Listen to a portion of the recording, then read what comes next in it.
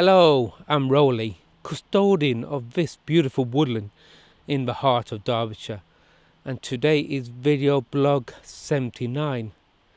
Since having my initiation into the Ovate grade, I thought I would talk about the intention from the other side of the threshold, grounded, quiet and earned. Since writing my journal entry and rereading it, I returned from the woodland changed, though not in any way that could be easily named from the outside. There was no sense of spectacle, no sudden transformation. Instead, there was a deep settling, like something that had been circling for a long time, finally coming to rest. The initiation did not give me anything new. It confirmed what was already alive beneath the surface, waiting for permission to stand fully in the light. What I crossed into was not a role, but a recognition, a step forward as the one who listens, who feels first, who reads the language of the earth and weather and silence without needing to translate it into reason. The Ovate path did not open before me.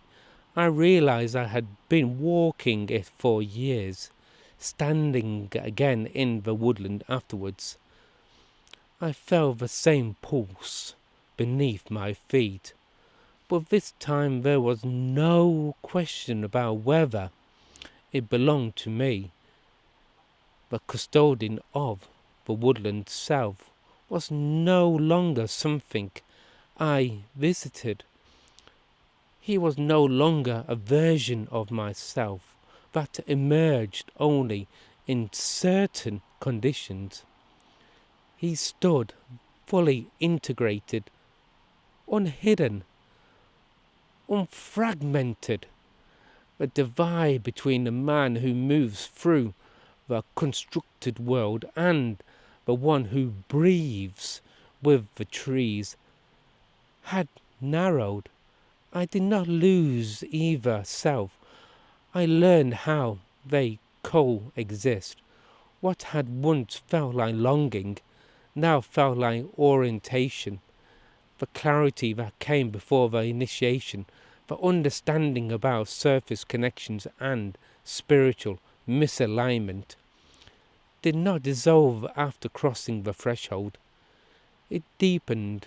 I could see without regrets or resentment why certain bonds could no longer follow me here.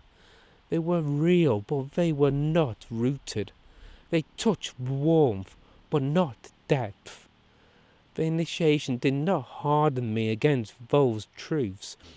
It softened my grip on them. I no longer needed to explain or justify what my spirit requires. The woodland had already answered that question on my behalf. What I carry now is a different quality of stillness, a listening that is no longer searching for permission, a trust in instinct that feels anchored rather than fragile. The fire I lit in the woodland burns differently in my chest, less like a spark that must be protected, more like an ember that knows how to endure. I understand now that intimacy for me begins where spirit recognizes spirit, not as a desire, but a truth. It cannot be rushed nor summoned by effort. It arises only where the shared reverence for the unseen, where the myth is not permitted or performed, but lived relationships where silence is not empty, but inhabited. I no longer feel the ache of not being met there. I know that such meetings arrive in their own time, or not at all, and either outcome is unbearable. When one stands whole, the woodland did not mark my initiation with signs. It marked it with continuality. The same wind, the same rain, the same dark soul beneath my boots. But I walked amongst them differently, not seeking confirmation, or not asking questions, simply being present, accountable and awake. Crossing the threshold did not make me more, it made me clearer. I walk forward now without splitting myself between worlds. The constructed world still exists, but it no longer defines me. My roots remain where they have always been, in the quiet places, in the old rhythms, in the listening spaces where meaning rises slowly and truth does not shout. This is what I carry back from the woodland. Not a certainty, not answers, but you could say an alignment. So thank you for listening to me. And I do hope you enjoyed your Christmas and the New Year. So once again, thank you. To all those who are watching, it means an awful lot.